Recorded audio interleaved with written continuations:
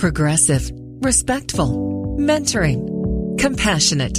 These are the values of Palmdale Regional Medical Center.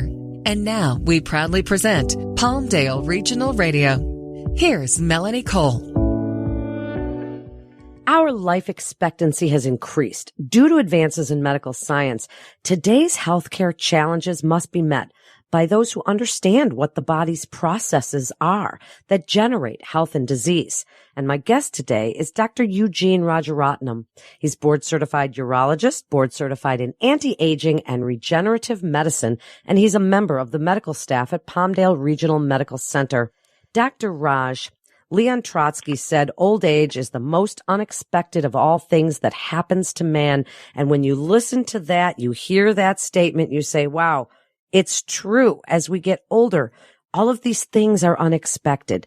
Tell us a little bit about what you do. What is anti-aging medicine? Well, before we talk about anti-aging, let's talk about aging, okay? Aging is inevitable.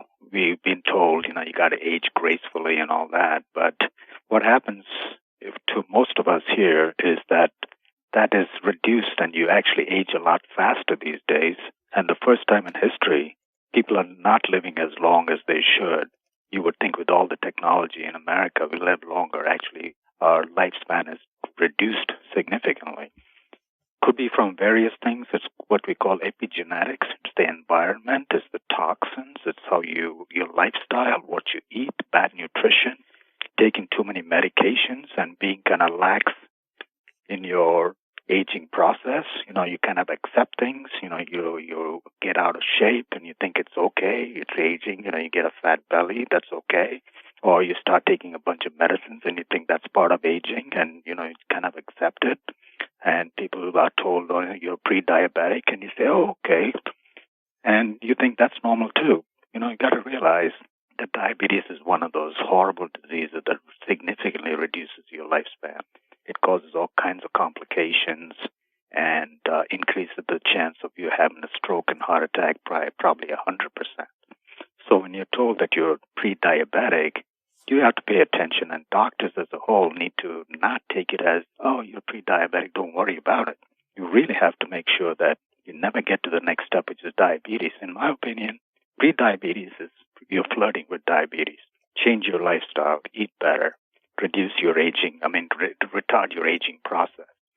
So, and a lot of things like even medications. For example, a lot of patients are on a bunch of medicines when they come to see me as a urologist. They come with kidney stones, prostate disease, whatever. But as soon as I look at them, I know that these people are on a bunch of medication. And these are very common. They have high blood pressure, so they're on diuretics, beta blockers, ACE inhibitors, and all kinds of medicines that really reduce nutrients in your body. They deplete nutrients like, let's say, for example, diuretics. That decreases magnesium, potassium, folate, B6 vitamins, B12, thiamine, and selenium. An increase in homocysteine, which is another bad thing to have. Beta blockers, that decrease what you call CoQ10. ACE inhibitors decrease zinc. And ARBs, again, blood pressure medication, decreases zinc as well. And statins, everybody seems to be on statins, almost like Kool-Aid. Everybody should be on a statin and aspirin. I don't think so, because all these medicines have side effects. What you need to do when you get a medication, ask the doctors, please tell me the side effects. These days, you don't have to go to a PDR and open this big fat book to look at it.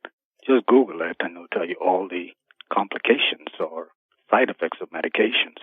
Statins especially, they reduce CoQ10, selenium, omega-3 fatty acids, vitamin E, vitamin A, carnitine, and free T3, which is very important thyroid medication. And you wonder why so many people have low hormones. It is induced by, number one, aging. Number two, it's aggravated by all the medicines people take. And it's undiagnosed or poorly diagnosed. And we also got to do the right kind of blood tests when you see a patient.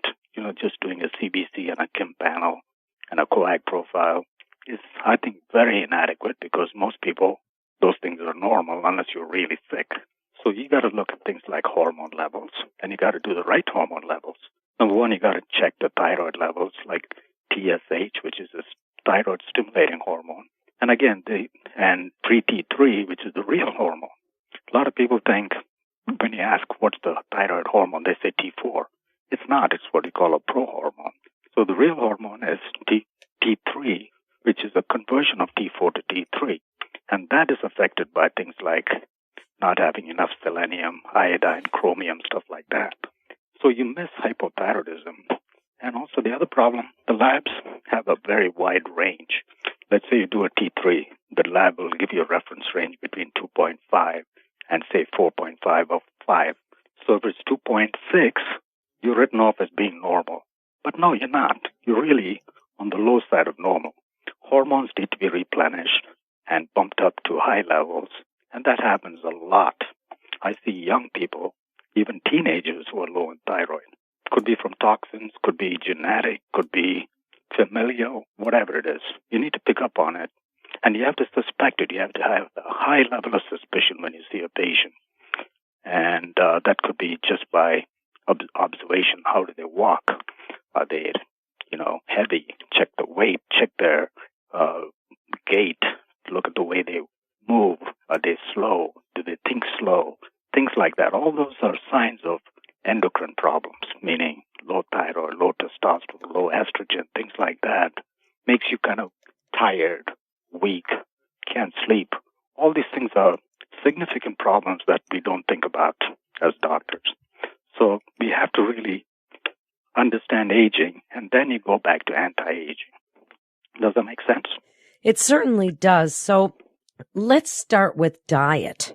Where does that, as you mentioned, all of these different hormones and things that you want people to consider and look at when they're getting their blood tests instead of just the normal panel that they get, where does diet fit into this picture of aging and helping our bodies to fight some of the oxidation and free radicals?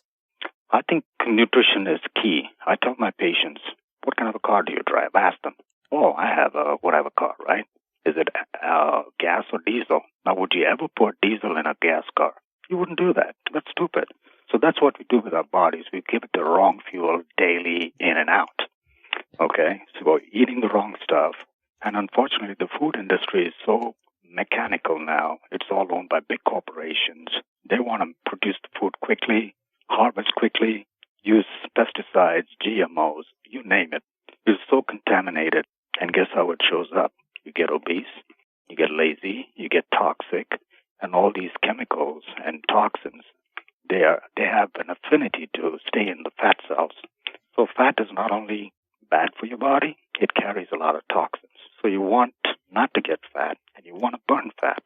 And when I see patients and they're overweight, it causes all kinds of diseases like high blood pressure, diabetes. You're more prone to having breast cancer, colon cancer, prostate cancer, all kinds of stuff. So you really have to watch what you put in your body. And food is very devoid of nutrition. There's no micronutrients in your food anymore. Even if you're eating, let's say, produce, right? The produce has to be clean. You don't know what kind of produce, where it's coming from, what kind of contamination you have. So you really have to be almost looking for growing your own food or going to a farmer's market, and hopefully they're not lying to you and it's really organic. See what I mean? So it's very important. Food is the fuel to your body. So you feed the wrong fuel, guess what? You're going to get all kinds of illness, diabetes, high blood pressure. There's also heavy metal toxicity out there in the air, in the water you drink. So we are totally bombarded with toxins. Dr. Raj, wrap it up for us with your best advice about aging and the future of anti-aging medicine. What you would like listeners to know, if you had to give them just one or two things that you really want them to concentrate on to make their lives better, to make a healthier self, please give us your best advice. Okay. There's going to be more than one or two. Okay. First is nutrition. We talked about that. Number two, check your hormones. It's not rocket science. As you get older, your hormones are going down. In women, it's obvious, menopause. But men go through andropause. So as you age, your hormones are going down. Get them checked. Fix them. Go to a doctor who understands anti-aging medicine. Even endocrinologists don't seem to get it. They're very careful in giving hormones. There's a lot of false news and all kinds of stuff that's written out there. They think hormones cause cancer. It really doesn't unless you're using synthetic hormones. So stick to bioidentical hormones. So it's nutrition, hormones, exercise, get back to your ideal weight, And it's also mind, body, spirit medicine. You got to be happy. You got to know your purpose in life. And the people who know their purpose generally are happier people. They live longer. So I see all my 90-year-old patients that I have. They're the happiest patients. They have a good lifestyle. They're out there exercising, and I put them on hormones. I'm not scared to give hormones to a 90-year-old because I think they need it. Who do you think needs it? Not an 18-year-old. It's the older people that need it. So don't be afraid of taking hormones, but go to a doctor who understands hormone replacement therapy, and hopefully it's bioidentical hormone replacement therapy. It's great information. Thank you so much, Dr. Raj, for sharing your expertise with us today. And it's such great information for listeners to hear to help us really live our best lives. You're listening to Palmdale Regional Radio with Palmdale Regional Medical Center. For more information, please visit palmdaleregional.com. Physicians are independent practitioners who are not employees or agents of Palmdale Regional Medical Center. The hospital shall not be liable for actions or treatments provided by physicians. This is Melanie Cole. Thanks so much for listening.